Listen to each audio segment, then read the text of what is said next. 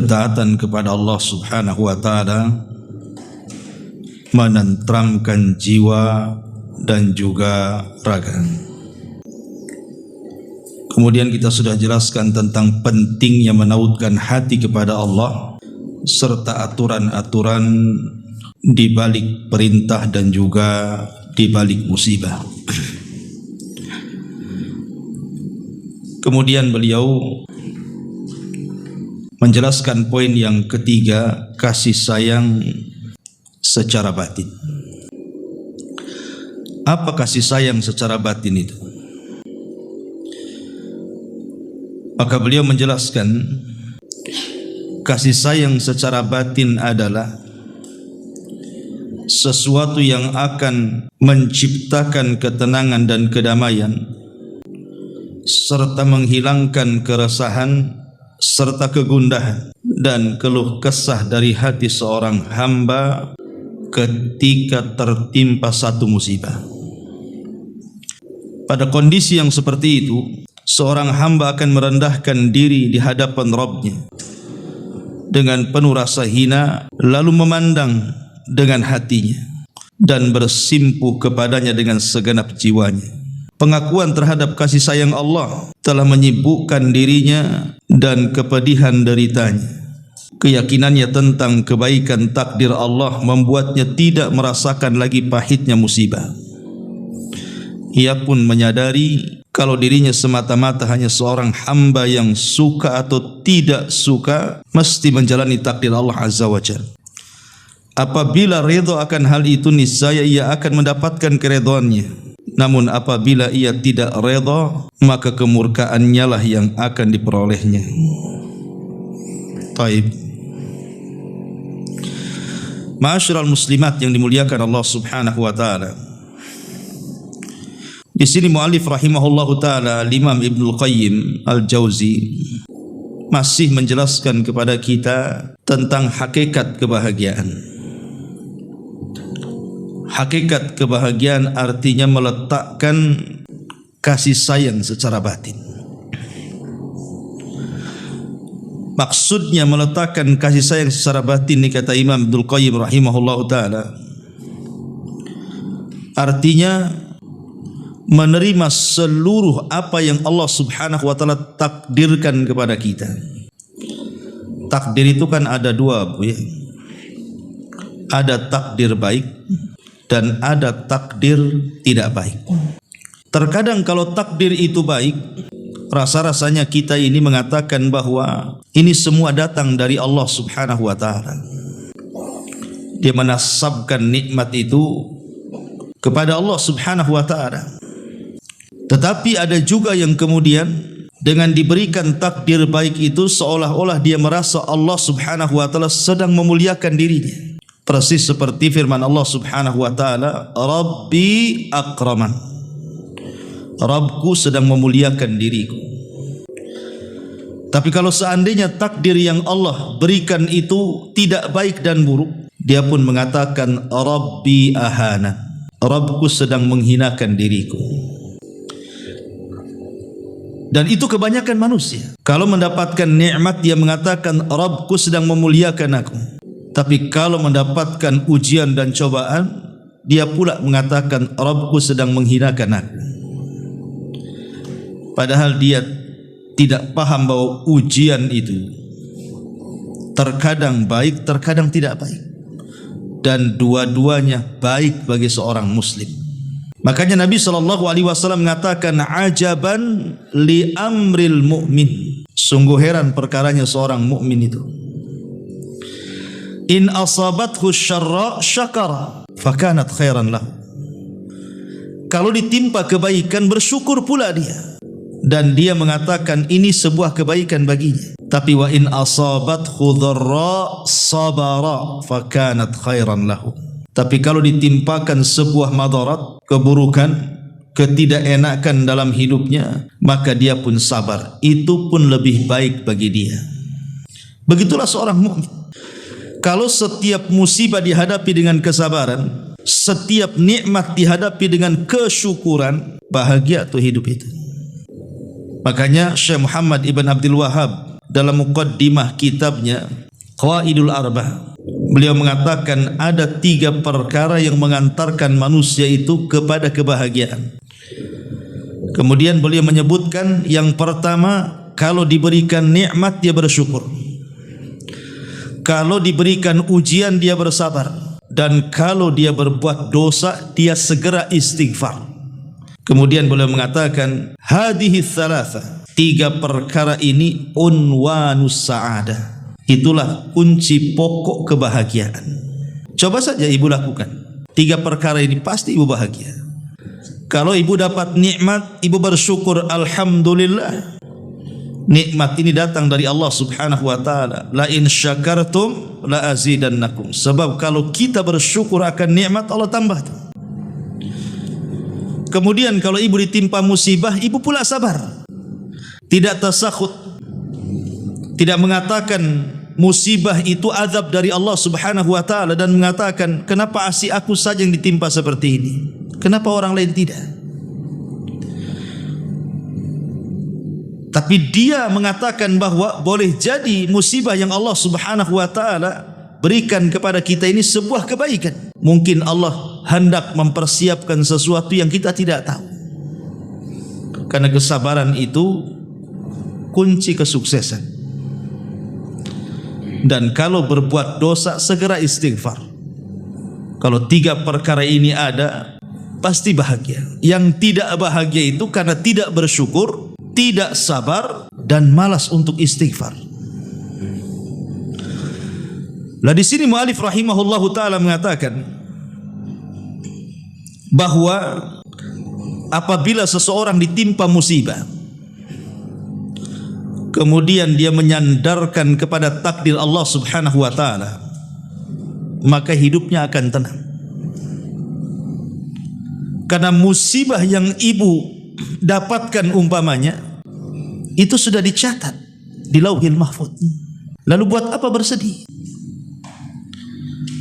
Umpamanya ibu terkena musibah sakit badannya, maka kita katakan, Bu, ya, bukankah sakit yang saya derita ini sudah dicatat di Lauhil Mahfuz sebelum Allah menciptakan saya, bahkan sebelum Allah menciptakan langit dan bumi 500 tahun sebelumnya. Memang sudah dicatat harus sakit. Dicatat ekonominya memang harus diuji. Dicatat juga kesehatan anak-anaknya harus menguji orang tuanya, dan begitu seterusnya. Kalau orang berjalan dengan takdir itu tenang.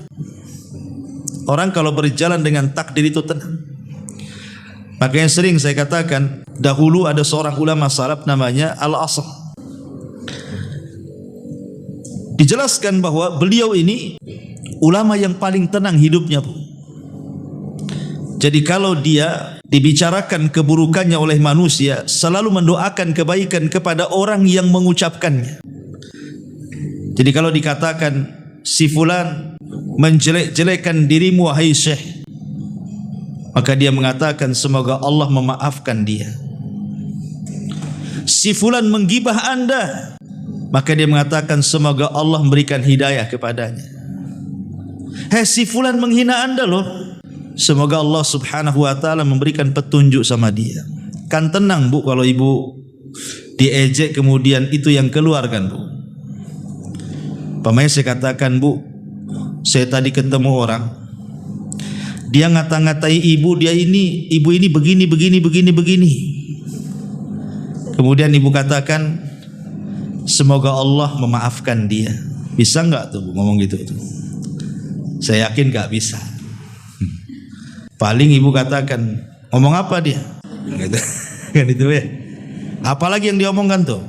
Berapa poin tuh? Pasti ibu serang balik kan gitu ya. Tapi coba kalau seandainya cara menyikapi sebuah musibah itu ibu bawa ke positif. Seperti tadi Al-Imam Asam ini. Si fulan ada yang menghina Anda, semoga Allah memaafkannya. Si fulan menggibah Anda, semoga Allah memberikan hidayah kepadanya. Tenang, Bu, kalau kayak gini. Tapi kalau ibu kemudian saya katakan, Bu, si fulan menjelek-jelekan ibu, ayo kita datang kepada, ngomong apa dia? Ayo, saya ingin ketemu. Itu tidak akan bahagia hidupnya. Makanya Bu, sebenarnya kata-kata orang itu tidak membahayakan kita. Kalau ada orang bicara Bu, walaupun pembicaraan itu tidak baik, mungkin bentuknya penghinaan, mungkin bentuknya perendahan, cacian, makian, sebenarnya tidak akan memudaratkan hati ibu. Yang menjadikan hati ibu sempit gara-gara ucapan orang itu karena memikirkan yang diucapkannya. Tapi kalau ibu tidak memikirkan isi ucapannya, biarkan orang itu mengucapkan, gak akan sakit hati kita. Biar sajalah dia ngomong, nanti kan capek sendiri. Tapi kalau ibu memikirkan ucapan orang itu yang membuat hati pula kita tak bahagia. Makanya biarkan orang bicara, tapi ibu jangan memikirkan apa yang dibicarakan. Mengalir begitu saja. Jadi sang alim ini ditanya kuncinya, kenapa engkau bisa tenang menghadapi ucapan manusia itu? Maka salah satu jawabannya adalah karena aku yakin bahwa rizkiku tidak mungkin diambil orang lain. Aku sangat yakin bahwa rizkiku tidak mungkin diambil orang lain. Jadi kalau kita yakin bahwa rizki yang Allah rizkikan kepada kita itu yakin tidak mungkin diambil orang, tenang hidup kita. Lalu kenapa mesti curiga sama orang? Ibu buka warung, kemudian sebelahnya buka warung, laris pula lah yang sebelah itu, sepi pula warung kita. Kalau seandainya ibu yakin bahwa tidak mungkinlah warung sebelah itu mengambil rizki dari yang Allah rizkikan kepada kita, ibu akan tenang. Mungkin sudah rizkinya dia rame, mungkin belum rizkinya saya belum rame, kan tenang tuh. Ya saya kan hanya ikhtiar berdoa saja, semoga Allah subhanahu wa ta'ala melariskan dagangan saya. Kalau sikap kita seperti ini berjalan dengan takdir Bu, tenang. Tapi kalau tidak berjalan dengan takdir, itu hidupnya was-was Bu. Jangan-jangan pakai dukun tuh, jangan-jangan rajahnya banyak tuh. Jangan-jangan dia hasad dengan saya, jangan-jangan meletakkan apa, jangan-jangan akhirnya tidak tenang hidupnya. Karena hidup dengan kalimat jangan-jangan akhirnya.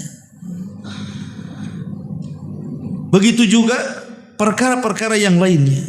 Yakin bahwa rizki kita tidak mungkin diambil orang lain. Satu dunia mencaci maki ibu, tidak mungkin berkurang rizki ibu. Tidak mungkin berkurang rizki ibu. Karena rizki itu tidak mungkin diambil orang. Berjalanlah dengan takdir. Silahkan menghina, mencaci, memaki saya, toh saya juga tidak akan bergeming dengan cacian makian itu, karena aku yakin rizki Allah tidak mungkin diambil orang yang mencaci maki saya. Karena biasanya kalau ada orang yang menghina itu, hakikatnya dia tidak punya yang ada pada diri kita, makanya dia menghina kita. Dari sini ulama mengajarkan kepada kita, sebisa mungkin jangan terpengaruh hati itu dengan ucapan manusia. Makanya sering saya istilahkan Bu, jadikan hati itu seperti pintu. Jadikan hati itu seperti pintu. Apa maksudnya? Ibu kalau dalam rumah kemudian bising Bu, pasti ditutup pintunya. Kalau masih bising juga, masuk ke kamar, ditutup lagi pintunya supaya tidak mendengar ucapan-ucapan yang bising dari luar masuk ke dalam rumah kan. Itu telinga kita. Lah jadikan juga hati kita itu seperti telinga yang kalau merasa bising ditutup pintunya. Lah begitu juga hati, kalau sudah mulai hati ini diganggu oleh ucapan manusia, maka tutup rapat-rapat hati itu. Jangan sampai ada ucapan masuk ke dalam hati kemudian ibu terpikir dengan ucapan itu. Berjalanlah dengan takdir Allah. Itulah kata Imam Ibnul Qayyim di sini, berjalan dengan takdir Allah. Dan kata Imam Al-Asam tadi, rizki kita tidak mungkin diambil orang. Ajal kita, bahagia kita, celaka kita, husnul khotimah, su'ul khotimah kita, semuanya itu berjalan dengan takdir. Sebab kalau seandainya orang berjalan dengan takdir itu tenang hatinya, nggak mungkinlah kebahagiaan saya diambil orang lain.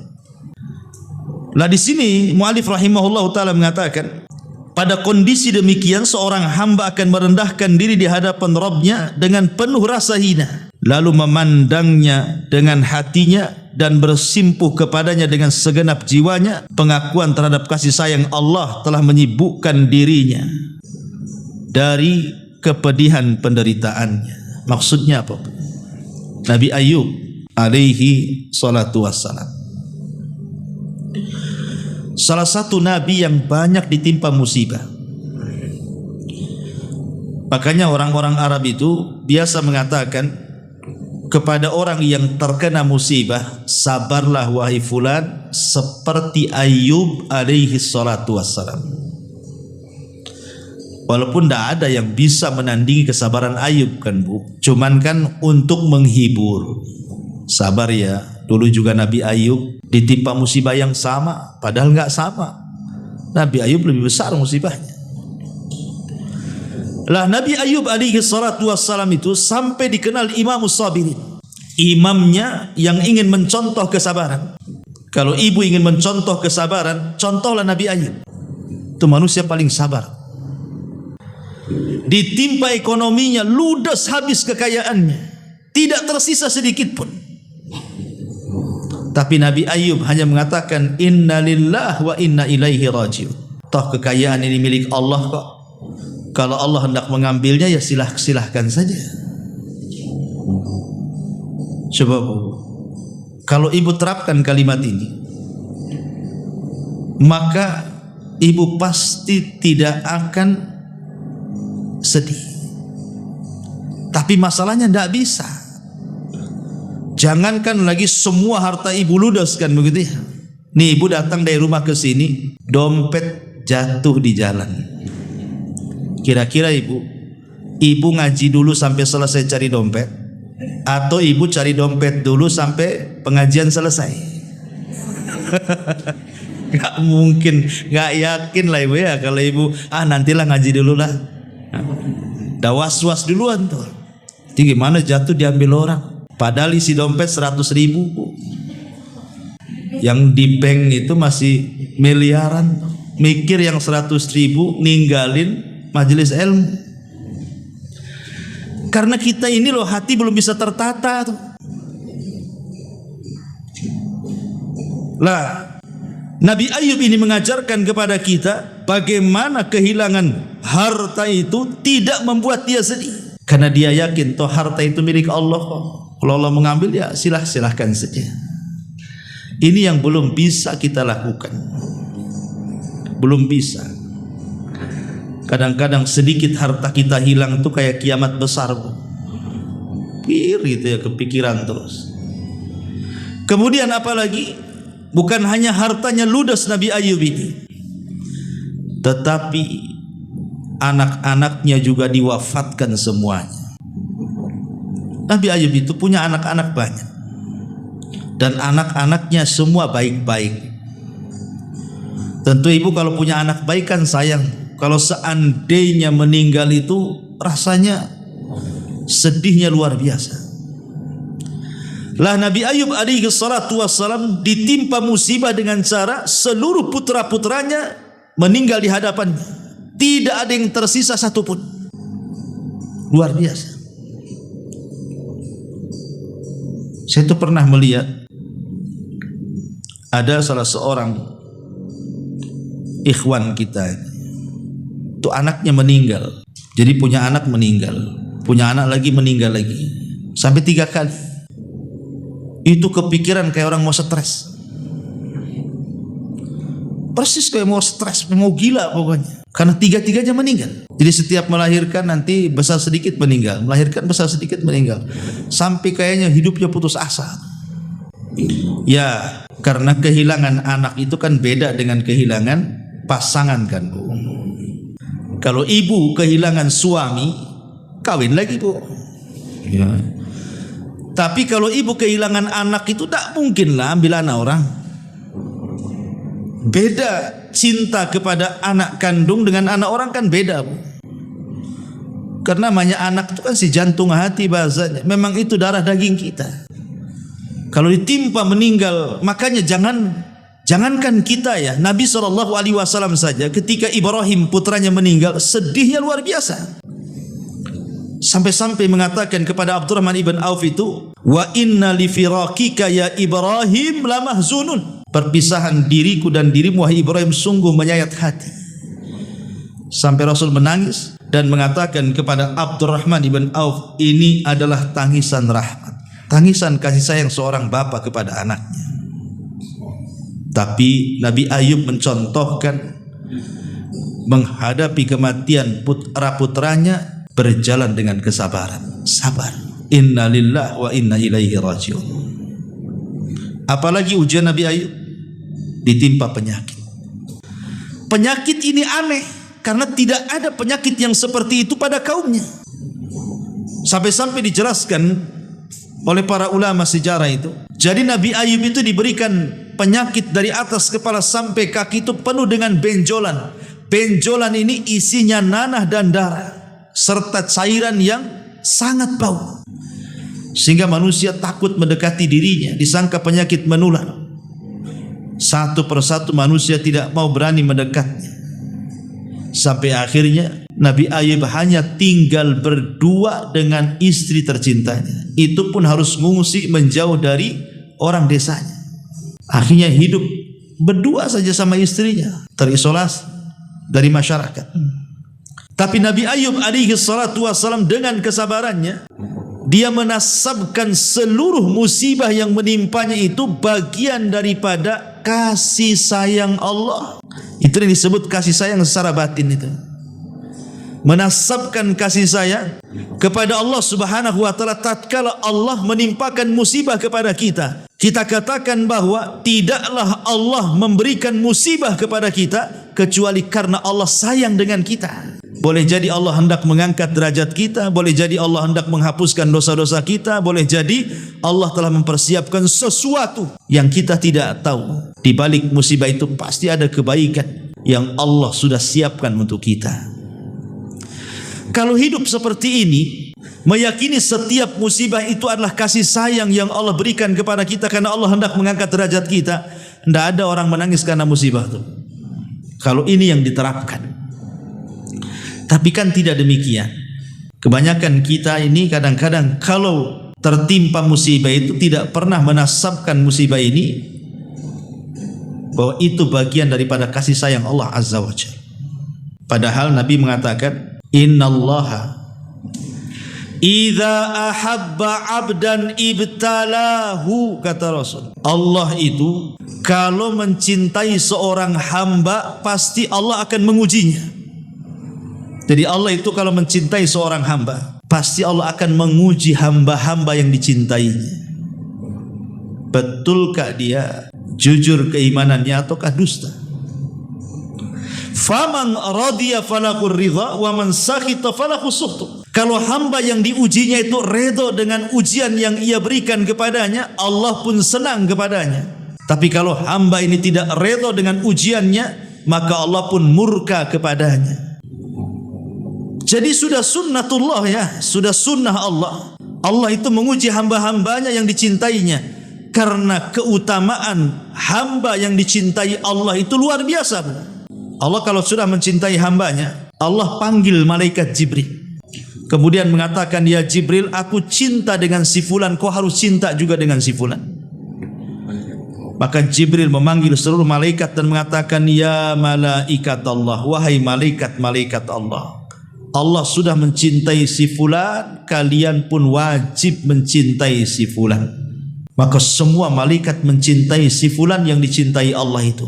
Maka Allah tanamkan kecintaan kepada makhluk yang ada di bumi kepadanya.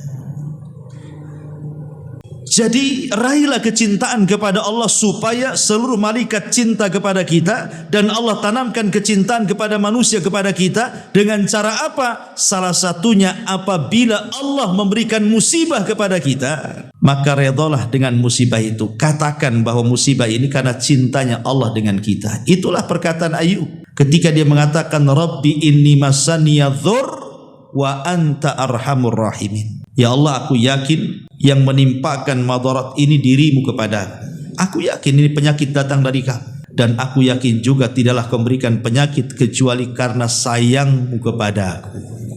Kan mantap tuh. Jadi kalau ibu sakit, ya kemudian ibu katakan sambil senyum gitu kan, ya Allah memberikan ujian kepada saya, sekarang saya sakit terbaring seperti ini karena Allah sayang kepada aku. Bisa enggak tuh? Enggak yakin saya sama ibu tuh. Kalau ibu ngomong gitu, ya, yang ada malah mengeluh gitu. Imam Ahmad saat sakit, dia mengerung kesakitan. Mungkin bahasa kitanya aduh gitu ya. Ibu kalau sakit kan aduh gitu ya. Dalam bahasa Arabnya disebut anin. Jadi Imam Ahmad dia saat sakit keluar anin, keluar kalimat aduh, saking sakitnya yang ia derita atau penyakit yang diderita Imam Ahmad. Kemudian orang sebelahnya mengatakan, ya Imam, anna kalimatal anin minal kalam wal kalamu yuktab. Imam, kalimat aduh itu bagian daripada ucapan, dan ucapan itu akan dicatat malaikat. Langsung diam. Imam Ahmad langsung diam. Dia padahal merasakan sakit yang luar biasa. Dia tidak mau mengatakan aduh, karena diingatkan bahwa kalimat aduh itu bagian daripada kalimat, dan kalimat itu akan dicatat dan akan dipertanggungjawabkan di hadapan Allah Azza wa Jalla. Hai bayangkan. Akhirnya diam dia. Dia hanya rasakan aja sakit. Oh, kalau ibu bukan aduh, jerit-jerit lagi. Padahal kalimat aduh saja itu sudah dicatat. Gimana ibu jerit-jerit, guling-guling, kadang-kadang mencaci maki orang gitu ya. Kadang-kadang suaminya suruh ambil apa minuman, obat telat sedikit kalau lagi sakit kan, oh ya. Kena hantam pula lah suaminya. Makin sakit lagi itu kepalanya. Tapi kalau sabar seperti Nabi Ayub bisa dijalani. Ya, ingat kalau sakit itu, makanya kenapa ulama mengatakan kalau orang sedang sakit itu coba besarkan harapan, sedikitkan rasa takut. Besarkan harapan, sedikitkan perasaan takut. Sebab boleh jadi harapan itulah yang akan membawa amalan terakhir dia, kalaupun Allah takdirkan dia meninggal.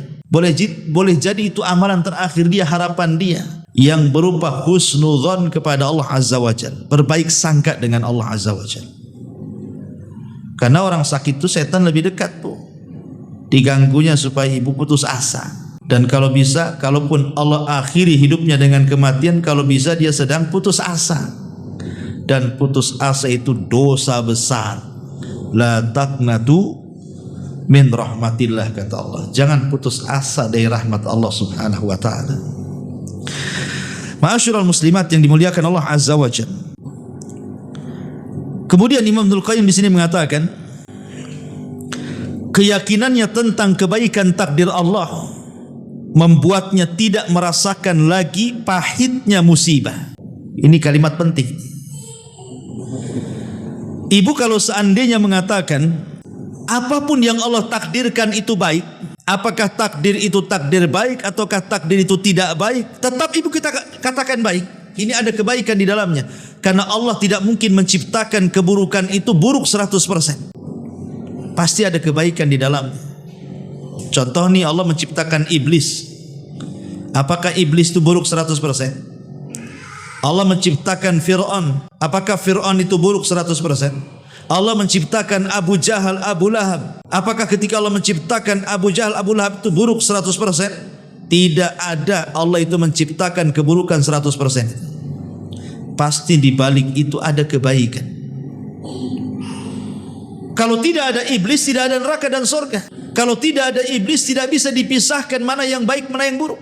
Kalau tidak ada iblis, tidak bisa dipisahkan mana yang ikhlas, mana yang tidak ikhlas, kan Bu? Berarti adanya iblis itu ada kebaikan, supaya tahu mana yang jujur imannya, mana yang tidak jujur imannya, mana yang jadi pengikut iblis, mana yang menjadi musuh iblis. Jadi tidaklah Allah menciptakan keburukan itu kecuali ada kebaikan di dalamnya. Karena tidak ada keburukan itu yang 100%. Pasti ada kebaikan di situ. Artinya kalau seandainya kita mengikuti perkataan Imam Ibnul Qayyim itu, setiap takdir itu dianggap baik, kata beliau, tenang hati kita ini. Tenang hati kita ini. Kalau seperti itu. Tapi kan kenyataannya sulit. Ibu nganggap baik itu kalau takdirnya baik, kan Bu ya. Kalau takdirnya tidak baik itu ya nggak akan mengatakan ini kebaikan bagi saya. Yang ada ini keburukan bagi saya. Coba kita perhatikan sejarah Nabi SAW. Di permulaan dakwah Nabi SAW itu tidak ada yang menghormati. Tidak ada yang menghormati Nabi SAW di permulaan dakwah. Yang ada Rasul dikatakan tukang sihir, yang ada Rasul dikatakan gila, yang ada Rasul dikatakan perangkai syair, yang ada Rasul dikatakan pemecah belah, macam-macam ucapan orang itu. Nabi tidak selamat dari ucapan orang. Semua mencaci maki dia.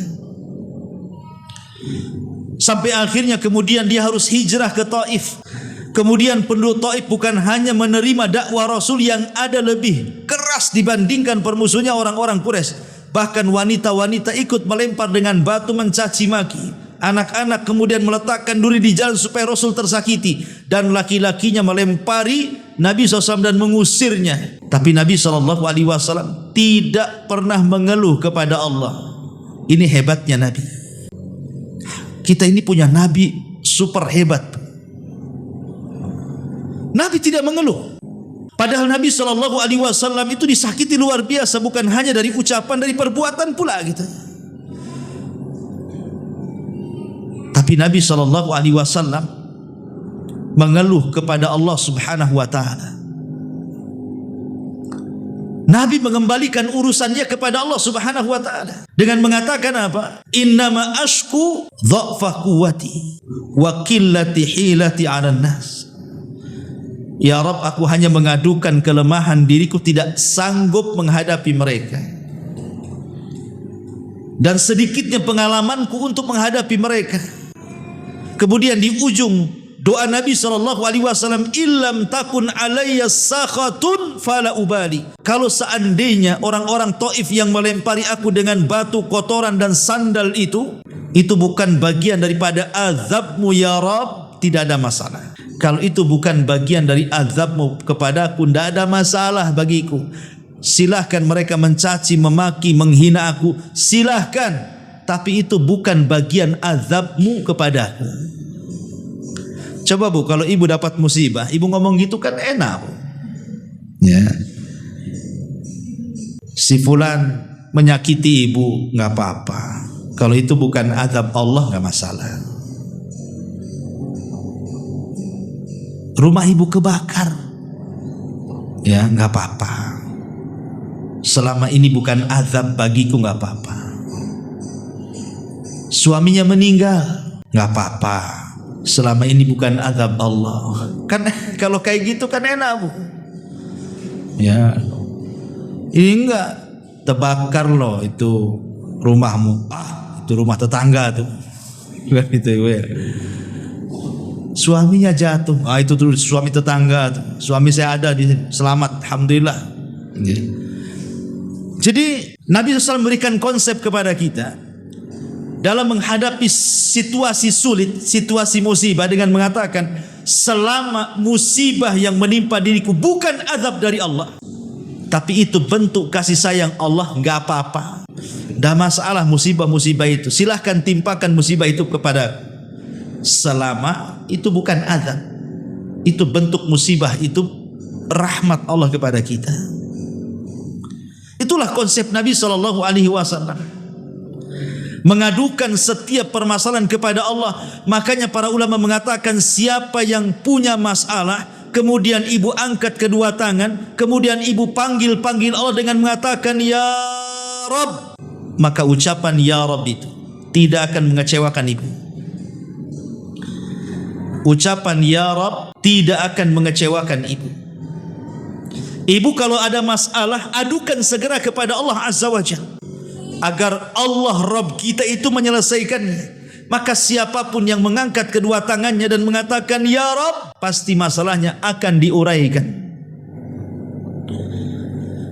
Karena masalah itu kalau diberikan kepada zat yang bisa menyelesaikannya, maka akan mudah diselesaikan.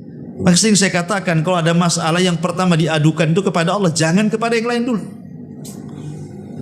Begitu dalamnya perkataan Imam Ibnul Qayyim di sini, bahwa keyakinan tentang kebaikan takdir Allah membuatnya tidak merasakan lagi pahitnya musibah tersebut. Lihat Bilal ibnu Rabah saat disiksa, semua budak yang masuk Islam yang sama dengan Bilal tidak sanggup untuk mendapatkan siksaan seberat Bilal. Tapi Bilal dengan entengnya ketika dicambuk oleh Umayyah bin Khalaf majikannya dan tidak berhenti kecuali kelelahan, kemudian diikat di batu, kemudian diterikan di tengah matahari, di tengah matahari di atas kepala, tapi Bilal hanya mengatakan ahadul ahad. Kenapa Bilal merasakan nikmat siksaan itu? Kenapa? Ketika Bilal ditanya, kenapa, apa rahasiamu kok sanggup kamu untuk bertahan dari siksaan orang-orang Quraisy kepadamu ya Bilal?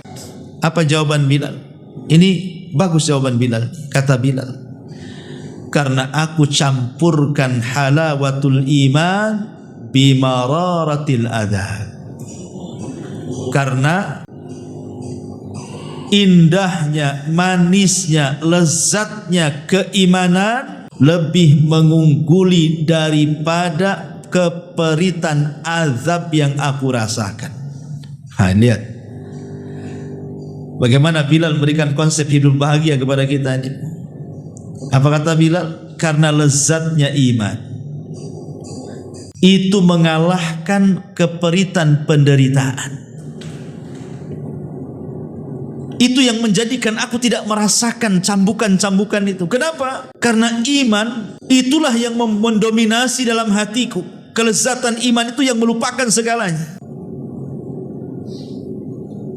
Harusnya kita seperti itu. Ambil konsep Bilal bin Rabah radhiyallahu anhu. Jadi kalau seandainya kita ditimpa musibah nih, maka segera ibu melakukan ibadah, ketaatan kepada Allah Subhanahu wa taala. Karena ketaatan kepada Allah itulah penentram jiwa dan raga dalam bab ini.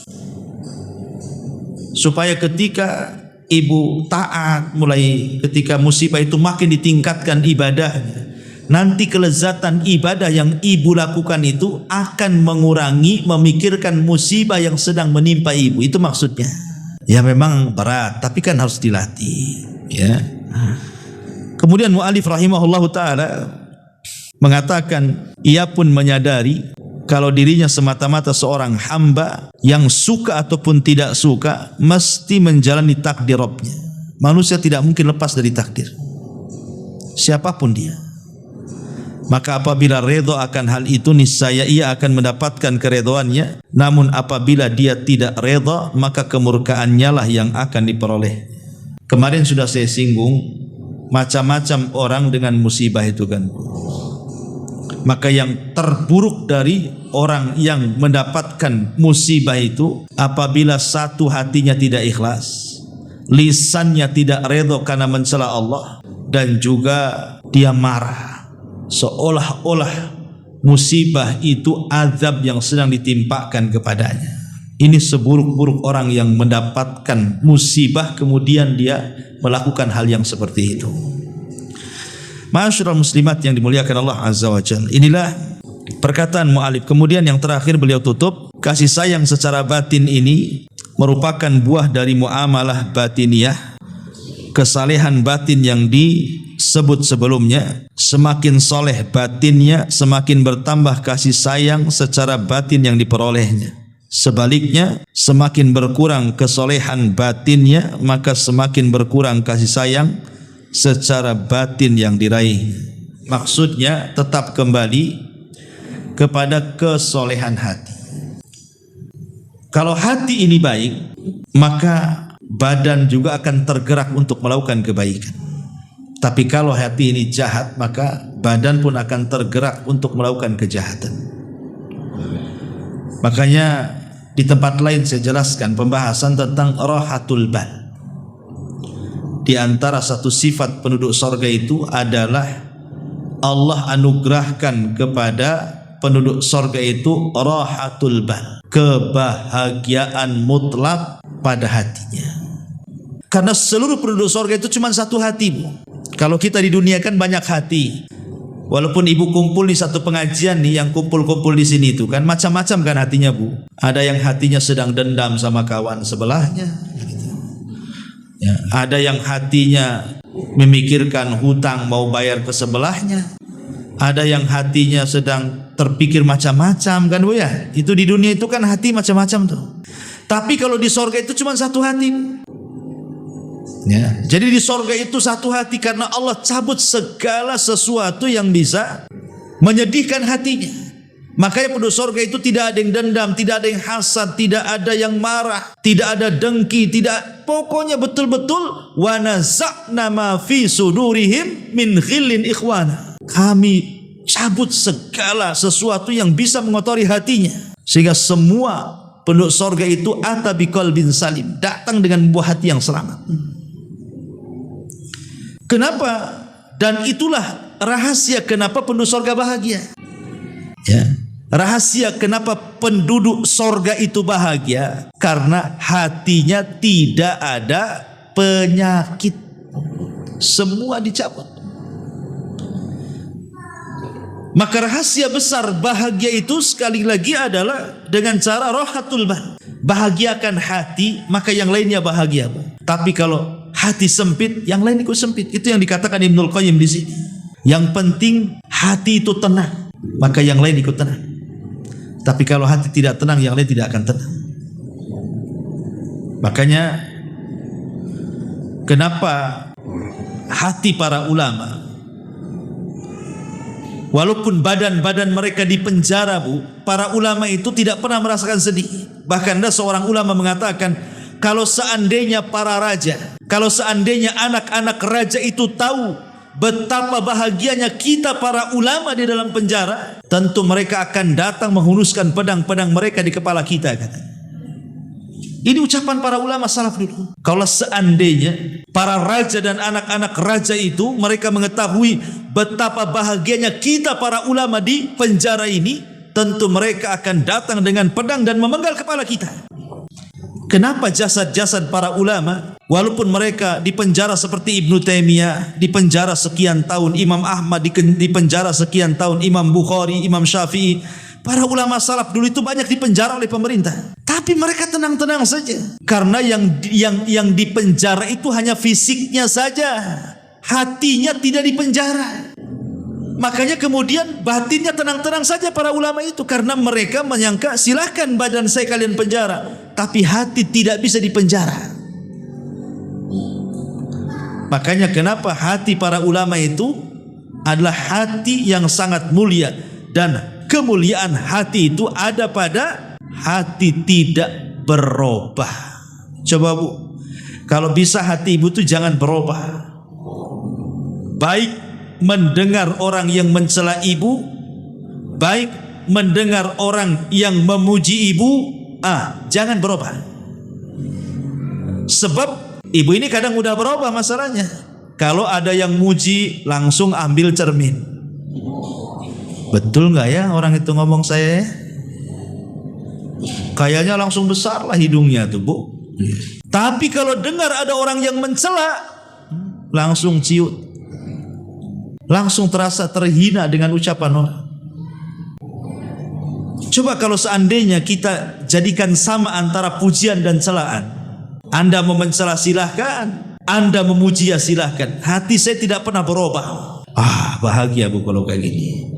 Ibu bisa tidak mempedulikan celaan dan pujian. tidak menjadikan memuji kemudian besar kepala kita, tidak pula menjadikan celaan itu mengecil pula kepala kita. Karena orang-orang yang mereka meladeni ucapan orang ketika memuji, tiba-tiba kemudian besar kepalanya, ketika ada yang mencela kemudian kecil, terasa kecil dan hina kita, itu biasanya hidupnya tidak bahagia. Cobalah jadikan kemuliaan itu bukan dari pujian orang, dan juga jangan pernah menjadikan sebuah kehinaan itu karena celaan orang. Celaan orang itu tidak menjadikan ibu terhina, sebagaimana pujian orang tidak menjadikan ibu ini naik pangkat dan derajatnya. Karena izzah itu hanya milik Allah. Siapapun yang Allah Subhanahu wa taala angkat derajatnya, tidak ada satupun makhluk merendahkannya. Tapi kalau Allah sudah merendahkannya, satu dunia mau mengangkat derajatnya tidak akan bisa. Maka kemuliaan itu hanya milik Allah. Walillahi izzatu jami'ah. Kemuliaan itu hanya milik Allah semuanya. Mintalah kepada Allah.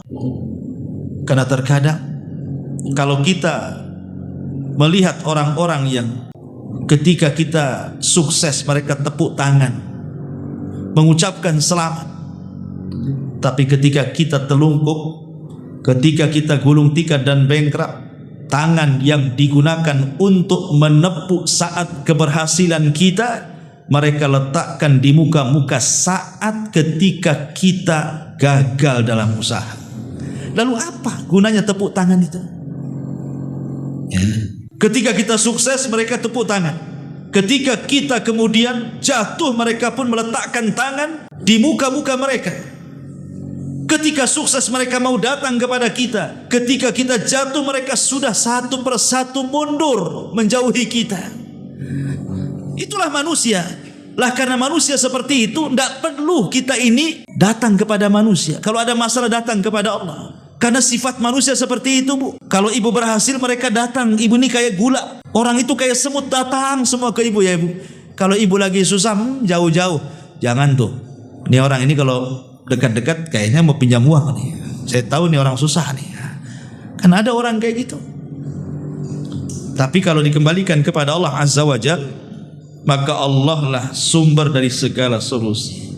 Inilah Imam Ibnu Al-Qayyim rahimahullah ta'ala memberikan kepada kita nasihat-nasihat yang indah soal kebahagiaan dengan ketenangan hati dengan cara ketaatan kepada Allah. Itulah penentram jiwa dan juga raga kita.